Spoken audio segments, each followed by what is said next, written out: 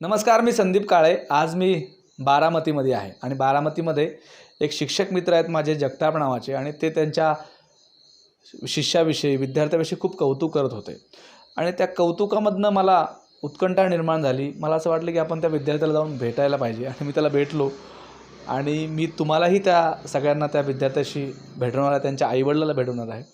पण जेव्हा मी त्याला बोलत होतो, त्याच्याशी चर्चा करत होतो, तेव्हा एक लक्षात आलं की आपली धंदाकड मुलं काही करत नाहीत, पण त्याने जे करून दाखवलेलं आहे ते तुम्हीही आश्चर्यचकित व्हाल. म्हणजे बारामतीचे शरद पवार, जेव्हा असं आपण म्हणतो तो पण बारामतीचा आहे आणि त्याचं नाव पण पवार आहे, पण त्याचा आणि शरद पवार यांचा काहीच संबंध नाही. तो बारामतीमधला आहे, अत्यंत गुणवान विद्यार्थी आहे. मी तुम्हाला त्याच्या एक एक गोष्टी दाखवतो थोडक्यामध्ये. म्हणजे तुम्ही हे सगळी पारितोषिक जर बघितली तर ही सगळी पारितोषिक आत्ता मी ज्यांचा इंटरव्ह्यू तुमच्यासमोर ठेवणार आहे त्या गुणी विद्यार्थ्याचे आहेत. म्हणजे त्याची खास वैशिष्ट्ये अशी आहेत की तो जिथं कुठं वक्तृत्व स्पर्धेला जातो तिथं त्याचा पहिला नंबर येतो, दुसरा नंबर येतो, तिसरा नंबर येतो. त्याची सगळी हाईट, त्याची सगळी एकूण शारीरिक रचना तुम्ही बघितली तर तुम्ही म्हणाल हे कसं काय शक्य आहे. पण त्याने जे करून दाखवलेलं आहे ते बाकी विद्यार्थ्याला त्याची खूप प्रेरणा मिळावी हा हेतू आहे त्या सगळं दाखवण्यामागे. ही सगळी मेडल तुम्ही बघितली तर ही सगळी मेडल यांना मिळालेली, पवार यांना मिळालेली आहेत आणि खूप वेगळं काम या निमित्ताने महाराष्ट्रात असलेला हा तरुण करतो आहे हे तुम्हाला लक्षात येईल. म्हणजे घरामध्ये तुम्ही जिकडं पाहिलं तिकडं तुमच्या असं लक्षात येईल की सगळीकडं पारितोषिक आहेत आणि ती पारितोषिक मिळवणारा हा तरुण मित्र माझा आता माझ्यासोबत आहे, ऋषिकेश पवार. ऋषिकेश, काय चालू आहे सध्या? आपण उलटं येऊया, म्हणजे तुझ्या जन्मापासून वगैरे नाही, आपण आत्तापासून ते मागचा सगळा प्रवास पाहूया की आत्ता काय सुरू आहे, तू काय करतो आहेस, कशा पद्धतीनं परीक्षेला सामोरं जातो आहेस किंवा काय काय तुझे एकूण उद्योग सुरू आहेत ते आम्हाला सांग. आत्ता मी थर्ड इयर BSc ॲग्रीमध्ये शिकतो आहे, कॉलेज ऑफ ॲग्रिकल्चर बारामतीमध्ये. आणि सध्या आमच्या एक्झाम्स चालू आहेत.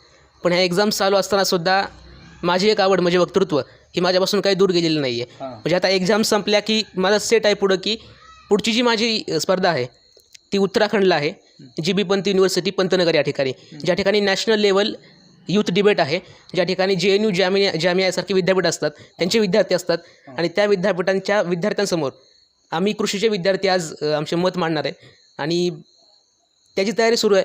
म्हणजे एका बाजूला माझी आपण म्हणतो की स्टुडंट लाईफसुद्धा सुरू आहे आणि दुसऱ्या बाजूला एक स्पर्धक म्हणून, या वक्तृत्व क्षेत्रातला स्पर्धक म्हणून पण तीही लाईफ सुरू आहे.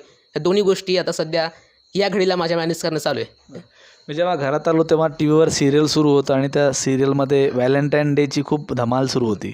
आज व्हॅलेंटाईन डे आहे, तू काय केलंस दिवसभर? आता व्हॅलेंटाईन डे होता हे मला माहिती आहे, पण खरं तर व्हॅलेंटाईन डे असूनसुद्धा आज मातृपितृ पूजन दिवस पण असतो, पण हे कोणाला माहीत नसतं.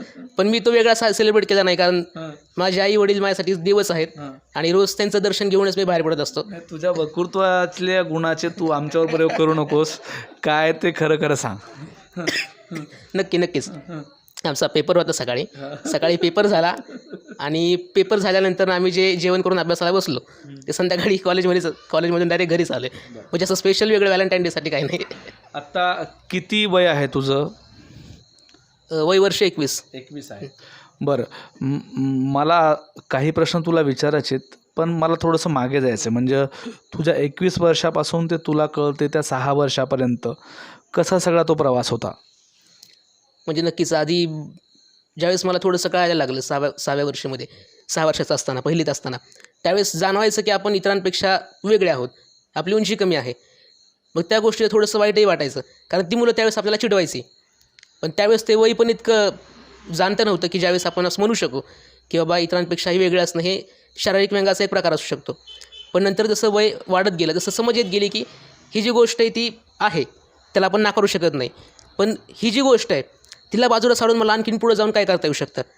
मग नकळतपणे ज्यावेळेस मी बारामतीमध्ये आलो, वयाच्या अगदी 7व्या वर्षापासून मी वक्तृत्व करायला सुरुवात केली, बोलायला सुरुवात केली आणि मग त्याच वक्तृत्वावर माझं प्रेम जडत गेलं आणि आजही ते वक्तृत्व शैली जोपासत मी वक्तृत्व करत असतो, वेगळ्या स्पर्धांमध्ये जात असतो, वेगळ्या ठिकाणी वेगळे विषय मांडत असतो, बोलत असतो. हे मला त्या सगळ्या तरुणांना सांगायचं आहे की ज्यांना वक्तृत्वामध्ये खूप आवड आहे पण ते काही करू शकत नाही आहेत. तू ही कला खूप जबरदस्त तुझ्यामध्ये उतरावी किंवा तुझा पहिलाच नंबर यावा यासाठी तू नेमकं काय काय प्रिकॉशन घेतोस, काय करतोयस? हे कसं असतं की जर तुम्हाला बोलायचं आहे तर तुम्हाला तुमची शैली डेव्हलप करायला हवी. म्हणजे जर कुठल्याही वाक्याची कॉपी करणं हे चुकीचं आहे. पहिली गोष्ट म्हणजे जर तुम्हाला बोलायचं असेल, चांगलं बोलणं तुम्हाला लोकांपर्यंत पोहोचवायचं असेल तर तुमची शैली तुमच्याकडे असणं आवश्यक आहे. दुसरी गोष्ट म्हणजे तुम्ही चांगले वक्ता तेव्हाच बनू शकता ज्यावेळेस तुम्ही चांगले श्रोता असता. म्हणजे जास्त चांगलं तुम्ही ऐकणं सगळ्यात जास्त महत्त्वाचं. मग ते व्याख्यानांच्या माध्यमातून असू देत किंवा कुठल्याही छोट्या मोठ्या भाषणांच्या माध्यमातून असू देत.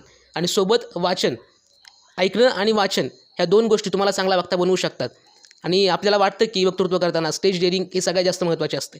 म्हणजे बोलत असताना आपल्याला असं वाटतं की समोरचे लोक मला काय म्हणतील, पण हा जो विचार आहे तो आधी बाजूला सारणं महत्त्वाचं आहे. आणि मला वाटतं की माझं शिक्षण हे प्राथमिक शाळांमधून झालं आणि प्राथमिक शाळेमध्ये ही गोष्ट विद्यार्थ्यांच्या मनामध्ये रुजवली जाते. त्यांच्यामध्ये स्टेज डेअरिंग नावाचा प्रकार प्राथमिक शाळांमध्ये दिला जातो.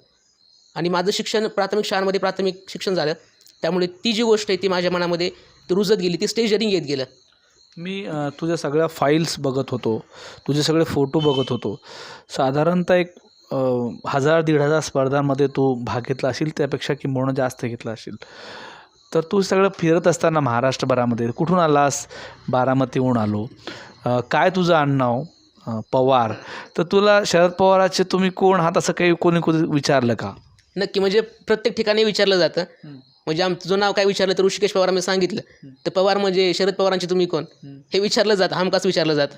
पण तसं आमचं असं ब्लड रिलेशन नसलं तरी त्यांचं आमचं नातं तितकंच घट्ट आहे, कारण पवारसाहेबांच्या संस्थांमधूनच आमचं शिक्षण झालं आहे. शेवटचा एक प्रश्न आहे मला, तुझ्या आईवडिलांना पण बोलायचं आहे की माणसाला, तरुणांना उभं राहण्यासाठी उंचीची नाही बुद्धीची गरज असते. तू काय सांगशील? नक्कीच, कारण एक एक्झाम्पल माझंच नाही तर माझ्यासारखे बरेच विद्यार्थी आजही महाराष्ट्रामध्ये आहेत, देशामध्ये आहेत, जगभरामध्ये आहेत. आणि ते ह्या सगळ्यात चांगल्या लोकांसाठी एक एक्झाम्पल सेट करतात. म्हणजे मला असं वाटतं की जितकी चांगली लोकं जन्माला येतात त्यामध्ये जर कोणी अपंग जन्माला येत असेल तर ते त्या लोकांना इन्स्पायर करण्यासाठी जन्माला येत असावेत असं मला वाटतं. आणि त्यामुळे जितक्याही आपल्याला आयुष्यामध्ये कठीण प्रसंग येतात किंवा वाईट अनुभव येतात, वाईट गोष्टी येतात, त्या सगळ्यात दूर सारून आपण ज्या चांगल्या गोष्टी आहेत त्या चांगल्या गोष्टींतून सारखं इन्स्पायर होऊन आपण आपलं आयुष्य जगलं पाहिजे. कारण कसं आहे शेवटी की असं म्हणतात की ना कोई संघर्ष ना कोई तूफान तो क्या खाक मजा है जीने में, बडे बडे तूफान थम जाते हैं जब आग लगी हो अपने सीने में. किती गोड बोलतो यार तू, एवढं गोड बोलतो आणि म्हणजे व्हॅलेंटाईन डेला पेपर सोडायला गेलो, याला काही अर्थ नाही असं मला वाटतं. ठीक आहे, तुला खूप खूप शुभेच्छा. खूप छान काम करत जा. तुझ्यासारख्या इन्स्पायर करणाऱ्या लोकांची खूप गरज आहे. मी तुला याच्या अगोदर शेवटचा प्रश्न म्हणालो होतो, पण सगळ्यांना आता तुझा इंटरव्ह्यू पाहिल्यानंतर एक उत्सुकता नक्की असेल की हा आता पुढे जाऊन काय करणार? आता नक्कीच मला प्रत्येक ठिकाणी विचारलं जातं, म्हणजे वक्तृत्व ही माझी आवड आहे, तर त्या वक्तृत्व क्षेत्राचा मला इतर विद्यार्थ्यांसाठी कशा पद्धतीने वापर करता येईल असं विचारलं तर नक्कीच मी ते सांगेन की आज तरुणांमध्ये एक गोष्ट आपण नेहमी पाहतो की त्यांच्यामध्ये न्यूनगंड आम्हाला जास्त पाहायला मिळतो. तर त्यांच्यामध्ये इन्स्पिरेशन नावाची एक गोष्ट आज कुठेतरी हरवत चालली आहे. मग मला माझ्या कलेचा त्या मुलांसाठी एक इन्स्पिरेशनल लेक्चर्स देऊन, मोटिवेशनल लेक्चर्स देऊन काही वापर करता आला तर तुम्ही नक्की करत राहीन. पण सोबत माझ्या आईवडिलांची माझी जी इच्छा आहे की प्रशासकीय अधिकारी होण्याची, त्या दृष्टीने माझी आता सध्या तयारी चालू आहे. आपण म्हणतो ना की आपल्या इच्छा जबरदस्त पाहिजे आणि आपल्या इच्छा जर जबरदस्त असेल तर आपण आकाशाला गवसणी घालू शकतो. आपण हे सगळीकडं वाचलेलं आहे, ऐकलेलं आहे. पण जेव्हा मी यांच्याकडं पाहतो, पवार यांच्याकडं मी पाहतो, तेव्हा माझ्या लक्षात असं येते की ही आपली नैराश्यामध्ये असलेली तरुणाई या पद्धतीचं काम हाती का घेत नाही, या पद्धतीची ऊर्जा स्वतःमध्ये का टाकून घेत नाही, असा प्रश्न मला पडला आहे. माझ्यासोबत आत्ता ऋषिकेशचे वडील आहेत. तुमचं खूप खूप स्वागत आहे. मला एक सांगा की जेव्हा ऋषिकेश झाला तेव्हा तुम्हाला कुठल्या कुठल्या अडचणीला सामोरं जावं लागलं? नाही, ज्यावेळेस ऋषिकेशचा जन्म झाला तो दवाखान्यामध्ये, त्यावेळेस नुकतीच माझी, मला वाटतं इलेक्शन ड्युटी होती माझी. आणि संध्याकाळी मला ज्यावेळेस बातमी कळली की ऋषिकेशचा जन्म झाला त्यावेळेस संध्याकाळी तशीच माझी बॅग मी स्टँडवरती ठेवलेली होती आणि दवाखान्यामध्ये त्याला भेटून आलो होतो. तर त्यावेळेस तो एकदम चांगला होता नॉर्मली. पण आता त्याचं जे व्यंग तुम्हाला जे दिसतं आहे आता, ते व्यंग पार आम्हाला ज्यावेळेस तो चालायला लागला, म्हणजे साधारणपणे 2.5 ते 3 वर्षाचा ज्यावेळेस तो चालतो त्यावेळेस पाय वाकडा टाकायचा, त्यावेळेस आम्हाला खरं माहीत झालं. आणि मग तिथून पुढं मग दवाखाना वगैरे जे नेहमीचे फॉर्मॅलिटीज असतात ते आपण केल्याच. पण त्याच्यामध्ये डॉक्टरांनी त्यावेळेस सांगितलं आम्हाला की बाबा ॲलोपॅथी नाही, होमिओपॅथी नाही आणि आयुर्वेदिक अशा तिन्हीमध्ये ज्यावेळेस आम्ही ट्रीटमेंट केल्या त्यावेळेस त्याच्यावरती उपचार नाही. मग त्यावेळेस वाटलं होतं आपल्याला की बाबा हे करत असताना आपला जो मुलगा आहे त्या मुलाची बुद्धिमत्ता मात्र चांगली आहे, पण शरीरामध्ये थोडंसं व्यंग आहे. मग त्या व्यंगाचा उपयोग काय करता येईल आपल्याला? मग तसं व्यंगाचा उपयोग काय करता येईल म्हटल्यानंतर मग त्याला सांगितलं की त्याला पहिल्यांदा त्याचा जो आत्मविश्वास आहे तो आत्मविश्वास त्याच्यामध्ये दृढ करण्याचा प्रयत्न केला. आणि निश्चितच मग ज्यावेळेस त्याचं प्राथमिक शिक्षण सुरू झालं, प्राथमिक शिक्षण असताना 1ली-2रीमध्ये तो आमच्या जिल्हा परिषदच्या शाळेमध्ये होता. नंतर ज्यावेळेस माझी बदली झाली त्यावेळेस मग बदलीनंतर तो बारामतीमध्ये ज्यावेळेस आम्ही स्थायिक झालो त्यावेळेस मग तिथून पुढे त्याचा प्रवास हा सुरू झाला. मग तुम्ही कुठल्याही विषयावर तासभर बोलू शकता, मला माहिती आहे तुम्ही शिक्षक आहात. पण मला अगदी थोडक्यामध्ये सांगा की तुमचे जे काही अनुभव होते जुने, मग तुम्ही मला बोलताना सांगितलं की तुम्ही रोजगार हमीवर काम करायचे. व कुठल्याही मुलाला तो कसाही व्यंग असो, कसाही तो दिसणारा असो, काही त्याच्यामध्ये गुणदोष असो, पण आपले संस्कार, आपली शिकवण त्यामध्ये कुठंतरी पाझरते आणि त्यातून तो निर्माण होतो. त्याबद्दल तुमचे अनुभव त्याला घेऊन कसे आहेत? हां, निश्चितचपणे ज्यावेळेस आपण म्हणतो की संस्काराचं बीज हे घरामधनं रोवलं जातं त्यावेळेस निश्चितचपणे ज्यावेळेस शिकलो, म्हणजे माझं लहानपण ज्यावेळेस होतं त्यावेळेस आम्हालाही आमच्या शिक्षकापासून जे प्रेरणा मिळाली तशीच प्रेरणा तो आमच्यापासून बघत मिळाला. पण तो माझ्यावर ज्यावेळेस पगडा झाला की आमचे जे गुरुवर्य होते, शिक्षक होते, की त्यांचं शिकवणं, तेच शिकवणं मी माझ्या विद्यार्थ्यांना ज्यावेळेस मी देतो त्यावेळेस विद्यार्थ्यांना देत असताना नेमकं ते विद्यार्थ्यांना शिकवत असताना ही माझे मुलंही पाहिजे आणि त्याचा निश्चितपणे त्यांचाही फायदा त्यांच्यावरती व्हायचा. म्हणजे आज आपण प्रामाणिकपणे ज्यावेळेस दुसऱ्या मुलांना पदरामध्ये ज्यावेळेस दान टाकतो ते निश्चितचपणे आपल्या मुलांच्याही पदरात पडतं. हे मात्र परमेश्वराच्या कृपेनं मात्र मला खूप जाणवलेलं आहे. आपण जेवढा दुसऱ्याचा फायदा करतो तेवढा फायदा निश्चितच आपल्या मुलांच्या रूपाने तो दिलेला असतो. असं आपण म्हणतो की देणाऱ्याने देत जावे, घेणाऱ्याने घेत जावे, पण घेता घेता एक दिवस देणाऱ्याचे हात घ्यावेत, असं जरी म्हटलं तरीसुद्धा ती जी प्रेरणा आहे ती प्रेरणा निश्चितचपणे मुलं नकळत का होईना पण तुमची उतरत असतात. तो ऋषिकेशच्या बाबतीमध्ये मला निश्चितपणे जाणवतं.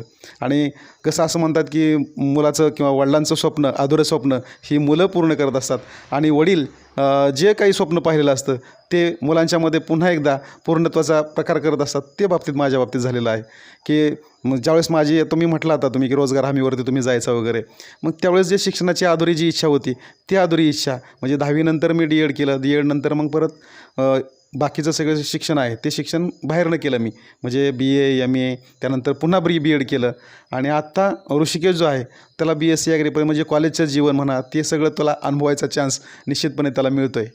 आणि तो पुढं पण माझा निश्चितपणे जितका त्याला प्रेरणा देतील तेवढा देणार आणि त्याचा फायदा निश्चितपणे दुसऱ्याला व्हावा ही अपेक्षा आहे. म्हणून प्रशासकीय सेवेमध्ये त्यानं जावं अशी आमची पण इच्छा आहे.